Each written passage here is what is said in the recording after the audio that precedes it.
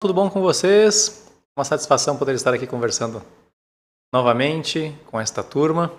Hoje este vídeo será rápido porque o propósito dele é passar a atividade que vocês devem fazer, uma atividade de campo, para que seja apresentada em sala de aula no nosso encontro presencial. Tudo bem? Então eu intitulei a atividade como Manual de Pesquisa de Campo, voltado para a nossa disciplina. E na descrição deste vídeo você irá identificar algumas perguntas. 7 perguntas podem norteá-lo, ou nortear o seu grupo quando vocês estiverem realizando a pesquisa, certo? E que deverá ser apresentada em sala de aula. Então vamos lá. Qual é o objetivo dessa atividade, no caso? Vocês devem fazer alguma consulta, observar, conversar com alguém. Você que presencia, por exemplo, algum saber tradicional, seja na área da medicina, na área da saúde, seja na área do artesanato, seja na área da culinária, seja em qualquer área que você identifica que está próximo à sua comunidade, ao seu local onde você reside, tá bom?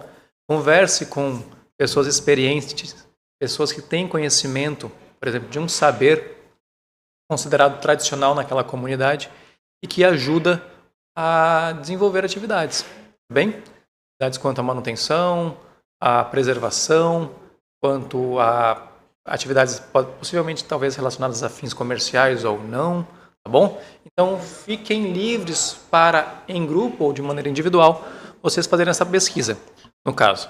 Haverá também, no caso, uma dedicação, quanto à importância da oralidade.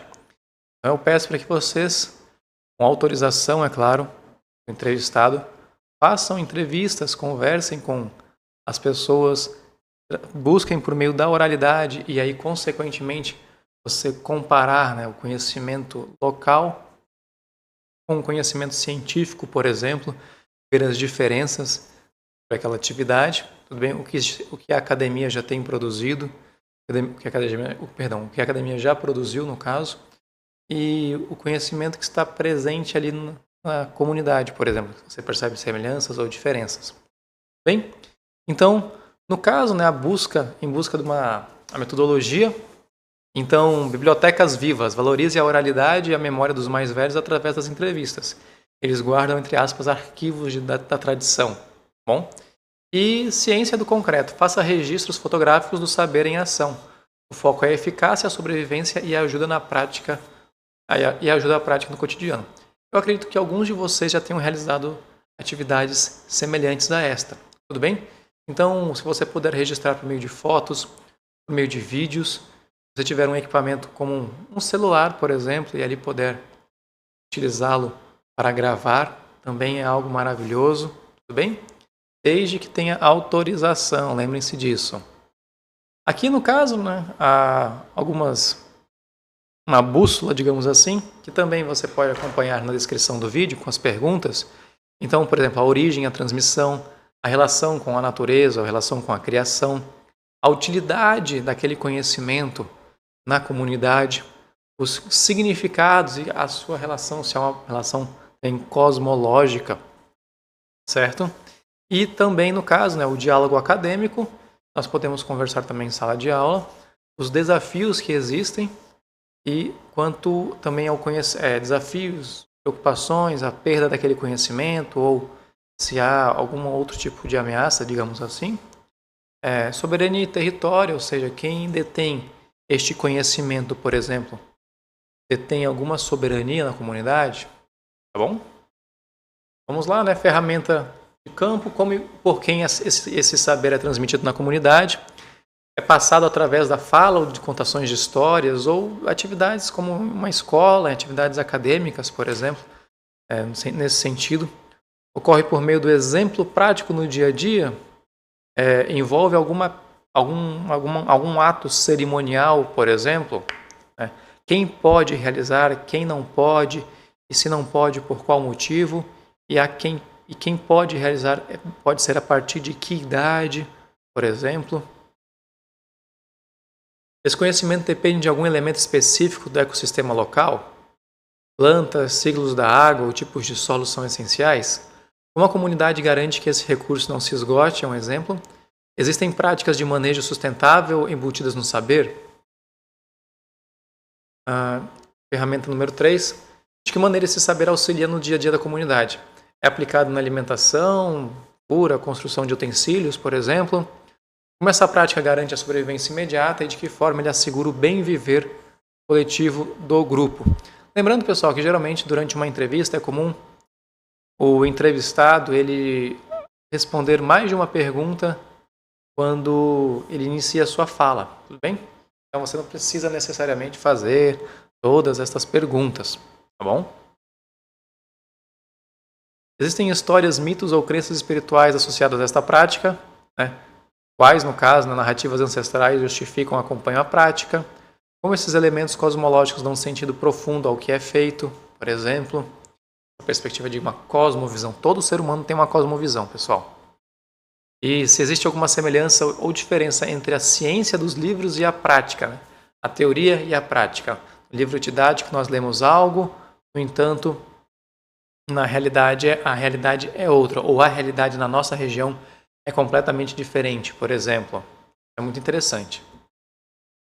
E esse saber corre o risco de desaparecer? OBS, desaparecer é diferente de mudanças, transformações. Bom, vamos estar atentos a isso, para não confundir o desaparecimento com transformação daquele conhecimento, tá bom? A preservação desse conhecimento está ligada à posse, né? Por isso aquele questionamento, né, no campo da soberania e território, né? Está ligada à posse ou à proteção da terra? Isso vocês irão descobrir.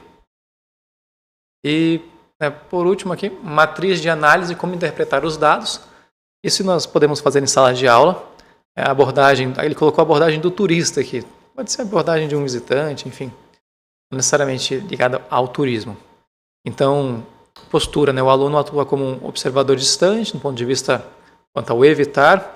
A visão descreve o saber local apenas como algo folclórico, pitoresco ou exótico, ou aquilo que deve ser, digamos, né, entre aspas, instagramável, ou seja, só serve se for feito, se puder ser compartilhado e, consequentemente, gerar curtidas e comentários na minha rede social.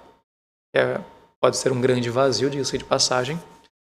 E o resultado, um catálogo de curiosidades sem peso científico. Construtor de saberes, objetivo nosso, postura, o aluno atua como um parceiro.